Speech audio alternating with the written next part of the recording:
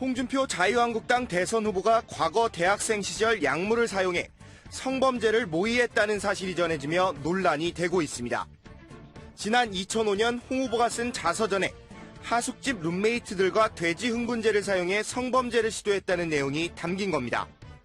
홍 후보는 하숙집 룸메이트가 한 여성을 지독하게 짝사랑하고 있었다며 꼭 그 여학생을 자기 사람으로 만들어야겠다는 친구의 부탁에 흥분제를 구해주기로 했다고 밝혔습니다. 홍 후보는 이어 룸메이트는 상대 여성의 맥주에 돼지 흥분제를 타먹였고 여관까지 데리고 갔다며 룸메이트가 옷을 벗기려는 순간 깨어나 핥히고 물어뜯어 실패했다고 회상했습니다. 다만 홍 후보는 다시 돌아가면 절대 그런 일에 가담하지 않을 것이라며 장남삼아 한 일이지만 그것이 얼마나 큰 잘못인지 검사가 된 후에 비로소 알았다고 전했습니다. 논란이 확산하자 홍 후보는 일부 유세 일정을 취소하는 등 불편한 심정을 드러냈습니다.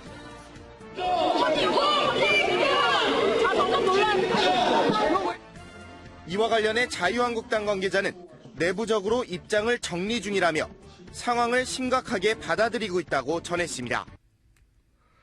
홍 후보가 이제 여성 표심을 계속 잃는 해프닝이 이어지는데 이 소위 난국은 어떻게 돌파할까요? 예, 설거지는 어떻게 귀엽게 돌파했는데 자세히 읽어보면 좀 경악할 만한 내용입니다.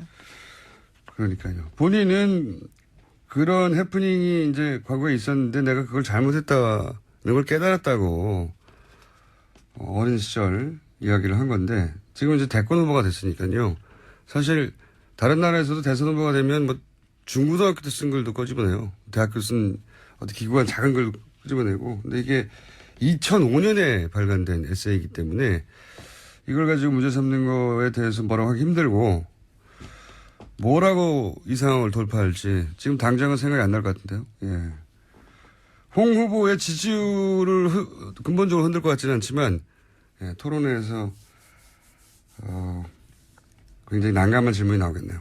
자, 다음은요. 네, 박범계 더불어민주당 의원이 어제 안철수 후보를 겨냥해서 안랩의 신주 인수권 부사채 발행은 삼성 SDS의 신주 인수권 부사채 발행과 구조가 유사한 저가 발행이 분명하다. 이렇게 다시 한번 주장했습니다.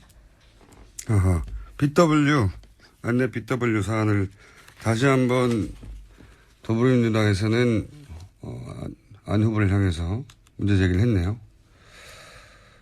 핵심이 뭔가 이미 한번 나왔던 이야기인데. 네, 그렇죠. 그 선대위 쪽에서도요, 이미 2010년에 강용석 전 의원이 고발했고 위법성 없도 공소시효 지났다 이렇게 판단받았다라는 건데요. 박범계 의원 쪽에서는 그게 아니라고 주장하고 있습니다. 자신이 당시에 조사에 관여한 검찰 관계자에게 확인했는데 그에 따르면 공소시효가 만료됐기 때문에 판단하지 않은 것이지 위법성 여부는 조사하지 않았기 때문에 이 부분이 문제가 되고 있다라고 주장하고 있는 거죠.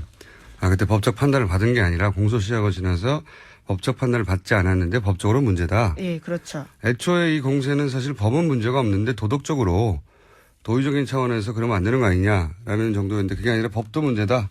네, 당시에 실체적 판단하지 않았다라면서 이것도 따져봐야 된다라고 주장하고 있는 거죠. 굉장히 어려운 사안이라 이게 실효성을 거둘지는 모르겠네요. 예. 여간 안랩 BW 문제가 도의적 문제를 넘어 법적인 문제이기도 하다 하는 공세가 민주당에서 있었고요. 자, 바른정당에서 유승민 후보를 괴롭히는 건 또 뭐가 있습니까? 네, 23일에 의원총회 열고 유승민 대선 후보의 거취에 대해서 논의하겠다라고 밝혔습니다. 어제 15명 내외 의원들이 의원총회 소집 요구서 냈고 그래서 오는 일요일 저녁에 의원총회 열린다고 하는데 유승민 후보 진로와 관련해서 사퇴 문제 논의하겠다라는 겁니다. 야, 후보 사퇴를 절대 할 것 같지는 않고요. 그건 명분도 없는 일이고 이게 보수판 후 단협이거든요, 사실. 예. 그런데 단일화 예를 들면 홍준표 아무래도 자유한국당 후보와의 단일화 방식에 대한 논의가 이때 있을 수 있겠죠. 사실은 이때 시작하지 않으면 29일에 인쇄가 되니까. 네, 들어가니까. 표가 인쇄가 되죠. 그러면 인쇄된 다음에는 사퇴를 해도 그 효과가 반감된다는 건 이미 여러 선거를 통해서 입증됐기 때문에 단일화 얘기가 막판에 보수 진영에서 이슈가 되지 않겠는가. 안 할 공산이 크지만. 예, 당 내에서 흔들고 있기 때문에 유승민 후보 입장에서도 굉장히 곤란할 것 같습니다. 왜냐하면 이제 그 의원들 입장에서는 1년 후에 지방선거가 있는데 그 지방선거에 시의원들이 나가서 당선이 돼야 되는데 시의원들이 당선될 것 같지 않으면 하부 조직이 무너져요. 국회의원은 아직도 3년이 남았지만 자기 하부 조직이 사라지거든요. 그 하부 조직이 바른정당의 간판으로는 당선이 안 될 것 같으면 자유한국당으로 가버리는 겁니다. 원래 자유한국당 소속이었으니까 다들. 그렇게 옮기는 순간 그 지역에서 국회의원 하나가 달랑 남고 하부 조직이 사라지니까 이런 현실적인 고민을 하게 될 수밖에 없는 거죠. 마침 대선 끝나고 나서 바로 지선이기 때문에 과연 어떤 결론이 날지 하여튼 바른정당은 무슨 설화가 있는 게 아니라 예, 당내 흔들림이 후보 자체에 대한 지금 지지율이 워낙 문제가 되다 보니까. 자, 어제 정의당도 토론 후에 후폭풍이 있었어요. 네. 네, 저기당사의 욕설 섞인 항의 전화가 거의 1000통 가까이 왔다고 합니다. 토론 도중에 심상정 후보가 문재인 후보를 향해서 집요한 다양한 비판을 했기 때문에 여기에 대한 비난성 항의글이 폭주했다라고 합니다.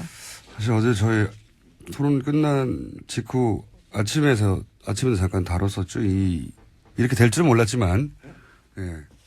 그게 이제 심 후보와 문 후보의 표가 겹치는데, 예. 뭐 그런 얘기 하면서 제가 정리를 했는데, 사실 그 토론의 얘기를 잠깐 또 한번 추가적으로 해보자면, 지지층 분석이 제대로 안 된 것 같다는 제가 얘기를 드렸잖아요. 유승민 후보가 보수 적자 이미지를 위해서 홍준표 후보를 자주 공격하죠. 예. 당신은 진짜 보수가 아니다. 내가 진짜 보수다라고. 근데 여론조사 지지층을 세밀하게 분석해보면 저도 해보는 걸 캠프가 안 해봤을 리가 없는데 홍준표 후보에게서 실망한 표가 유승민 후보에게로 가지 않아요. 거의. 표를 분석해보면. 그럴 것 같은데 실제로 지지층 분석을 해보면. 그러니까 유승민 후보의 포지션은 본인을 어떻게 생각하는 것과 무관하게 지지층 차원에서는 홍준표 후보와 그다지 겹치지 않거든요. 그러니까 홍준표 후보를 공략해서 얻을 이득이 그렇게 크지 않다. 같은 방식으로 분석해보면 홍준표 후보는 문재인 후보로부터 가져갈 표가 거의 없어요. 표가 겹치는 게 거의 없습니다. 그렇지만 홍준표 후보는 보수 후보로서 강인함을 증명할 필요가 있으니 공격할 수 있죠. 표를 얻기 위해서가 아니라. 반대로 문 후보도 홍 후보로부터 가져갈 표가 거의 없는데. 하지만 그런 이유로 마찬가지로 제대로 된 보수가 저쪽이 아니니까 이번엔 정권 교체가 돼야 된다를 어필하기 위해서 이제 공격할 수 있는데 여기서 이제 애매모호한 것이 이제 안 후보. 안 후보는 문 후보와 홍준표 후보 양쪽으로부터 표를 뺏어야 돼요. 근데 실제 토론회에서는 홍준표 후보하고 세우는 대립각이 약합니다. 심 후보가 또 그런 딜레마가 있죠. 예. 표심이 겹치는데 정권 교체가 시급해서 이제 문재인 후보한테 가 있지만 심상정 후보에 대해서 부채의식이 있는 그런 진보 성향의 표심을 공략하는 게 뭐가 올바른 전략이냐. 그런 관점에서 보자면 정권 교체는 이미 됐다. 사실 심상정 후보가 계속 그 얘기를 하는 이유도 그거죠. 정권 교체는 됐으니까 불안해하지 말고 이제 나에게 표를 달라. 그건데 이게 역설적으로 문재인 후보를 공략함으로 해서 거꾸로 본인이 정권 교체를 안심하지 못하게 만드는 불안하게 만드는 역할을 하고 있다. 그러니까 본인의 캐치프레이즈와 본인의 그 토론의 전략이 사마띠 아니한 상태예요 지금.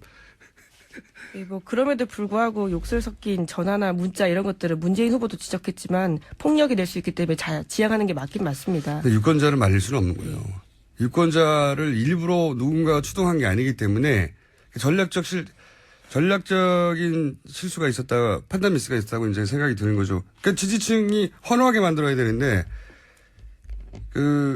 이런 거죠. 홍준표, 유승민, 안철수까지 문재인을 공격하는데 심상정은 너무하죠. 이런 정사적 반응이거든요. 여기에 대해서 정의당 쪽에서는 심상정은 문재인 당선을 돕기 위해서 나온 게 아니다. 당연하죠. 1위 후보는 당연히 엄정하게 검증돼야 한다라고 이제 논리적인 대응을 한 거예요. 정서적 반응인데 논리적인 대응을 서로 다른 언어를 구사했어요. 이번에도. 사마띠 아니하죠.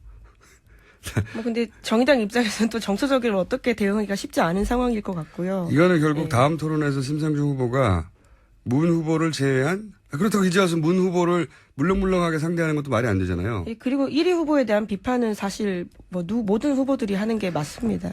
당연한데 다른 보수 후보를 어떻게 상대하느냐를 통해서 해결할 문제라고 봅니다. 예, 심상정 후보가 그렇다고 문재인 후보만 봐준다니까 그건 또 말이 안 되잖아요. 이건 이제 심상정 후보가 풀어야 될 어려울 방정식이죠. 예, 어려운 방정식인데 어쨌든 정서적 반응에 대해서 논리적으로 대응했는데 다른 언어를 구사했기 때문에 해결이 안 되는 사마띠 아니하는 상황이 다음 토론회까지는 이어질 것 같다. 네, 다음 토론회는 23일에 있습니다. 여기까지 하겠습니다. 시사인의 김은지였습니다. 감사합니다.